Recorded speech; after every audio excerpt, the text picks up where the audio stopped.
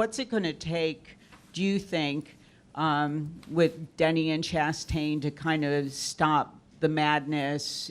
Because what did it take with you and Carl that finally stopped what was going on between you two before somebody gets hurt? Yeah, I mean, I'm not sure I really have an answer as to what it takes. NASCAR, I can only speak to my own personal experience. NASCAR came in and had the sit-downs and all those things, and those were helpful, I think. But as a whole, it kind of worked its way out over time, I think more so because the power dynamics shifted, and my team was running well every week, and at that time Carl's team started to perform less well. We just didn't run around each other. I think that probably has as much effect as anything. But as far as Denny and Ross, I think they have to figure that out, and if NASCAR gives them a helping hand here and there, then I don't see where that's a bad thing. But ultimately, I feel like the line is when your issues with each other start affecting others. That's a pretty clear line to me. If that's, hey, you guys are wrecking each other and taking half the field with you and things of that nature. I think generally that's a pretty good line that NASCAR has held over the years. Don't know if that's the line now or not. I think it's probably better for them to answer, but it seems like one that has the most precedent. No problem, Lee. All right, Dustin, go ahead. Dustin Long, NBC Sports. I know, as you mentioned, the penalties about a year ago, but what did you learn going through the appeal process, and do you look back and think about things you guys, having gone through that, maybe could have done something different to have a better result? Yeah, I mean, the appeal process, honestly, I thought it was more fair than I anticipated. It was a pretty fair process. I can't say there was a key learning about the process itself. The learnings were more introspective, more about us as a company and who we are and what our culture was. And that's why I made the comment I made just a minute ago. It was one of the best things that ever happened to us, because it forced us to look within and improve ourselves. You guys just got out of a meeting that was originally scheduled for half an hour that went an hour. How comfortable are you with how these meetings are going, and how open are these meetings since it's just you guys? Well, drivers always have a lot to say, so it's never a shocker when a meeting lasts longer than it's supposed to. Yeah, but drivers like to be somewhere else. Yeah, that's true. Yeah. Well, some of them do. Some of them just like to talk a lot. I've probably fallen victim to that every once in a while, but no, I think it's productive that the industry as a whole in different sections is collaborating at higher levels than ever before. It's not just the driver group. I see it with the owners as well. And I'm sure there's probably other factions that I'm omitting, but it takes a lot to put on one of these races. You got drivers, you got teams, you got sponsors, you got the sanctioning body, you got rights holders, you got you guys with the media, and we're facing different times now than in the past, just by the nature of time. And I think we're all trying to optimize the industry over the realities of today. Some are better than what they were in the past, some are worse. And in order to do that, we need everybody's brain power and trust. And so those sessions are really reflective of, how do we put together the best ideas and make them actionable.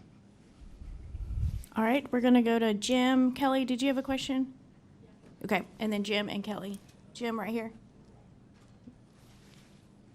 What's up, Jim?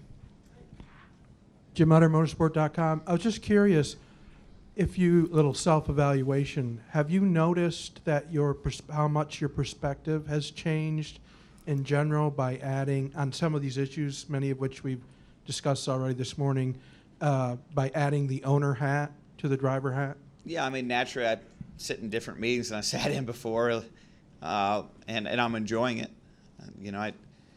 The rewards for being a driver owner are much higher, but so are the penalties of bad days. But I enjoy having a deeper role in the sport. I find more meaning in it. I feel like I have more purpose as a person, and that's something I'm taking satisfaction out of. And at the end of the day, it does give a perspective that it can be helpful if used in the right ways. and I'm trying to be cognizant of that and what that will require out of me and in the right environments. But as a whole, I think certainly I would agree that I have a different perspective now, Jim. All right, Kelly. I'll work my way around the room. Hang tight. Two things, Brad. First off, have you had any feedback or anything that you've brought up to NASCAR? They're supposed to reevaluate the longer restart zone this weekend. Have you thought about it during these races? Has it been a big deal, or good or bad for you? I haven't really noticed a difference, to be honest. I'm pretty neutral on it. I think there was a thought that initially it would help, get rid of some of the rock, paper, scissors restarts, and give the leader a little better advantage. I don't know if that's really played out over the last few weeks. Maybe it would with time, but I don't know if anyone's really seen anything that could prove or disprove that. So I don't have a real strong opinion right now, Kelly. And then going back to your performance, as you said, the results haven't been there, but after 3 weeks on the West Coast, does it seem like you guys are getting better at figuring out what you need, what you want in this car, and kind of just honing in on that? Yeah, 100%. I think our people, our tools, and everything that we're working with has gotten significantly better, and we've been able to apply those in ways that we weren't previously able to, and that's showing results on the track. So we're not where we want to be. We want to be dominating races. You want to be having races where you lead the most laps, and although we were able to do that at Daytona, we haven't done that since. But we are, solid in the top 10. Our average running position really shows that. And that's, again, certainly massive progress from where we were last year. Last year we came to tracks like Phoenix or even a track like here at Atlanta, and I felt like we were, consistently 3 to 5 tenths off. And now it feels like we're, half a tenth to a tenth off of where we need to be able to dominate races, which, that's a really significant improvement. But it's not our goal. Our goal is to be where we have race-winning speed week in and week out. The last bit of that is the hardest part, but at least we can say we've taken a little bit away from it. All right, we have one final question. Apologies, I won't get to everyone with the time that we have with Brad. Go ahead with your question. Blake Smith, ESPN Radio, Owensboro. Brad, evaluate the downforce package from last week and how much that changed in the preseason test that you took part in. Yeah, Blake, I enjoyed the race last week from the perspective of how hard the car was to drive. I thought that was a massive gain. Here in the Cup Series, when I first came to the Cup Series, these were some of the hardest cars that I've ever drove in my life. In fact, they were the hardest car I'd ever drove in my life. You would come off the corners, and they would wiggle, and they'd wobble, and they'd be really out of control, and you'd spin the tires, then you'd drive back down in the next corner, and you'd about back it in the fence. And then over time, the cars had gotten easier to drive.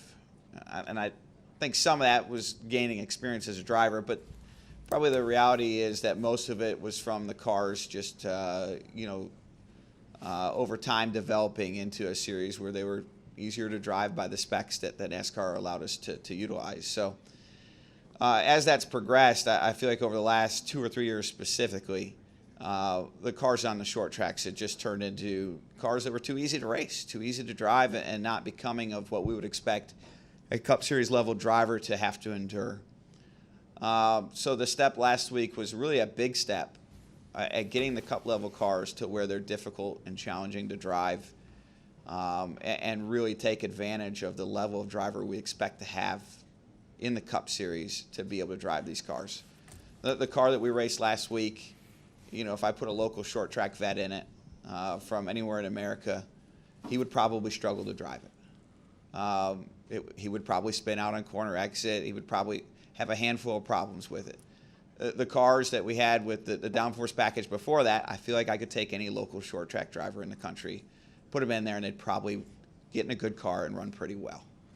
And that's not what we want at this level. That's not what I think is indicative of what our fans and our sport has as an interest for what drivers should be at this level. So I think in that sense, last week was a significant gain that we can kind of hang our hat on.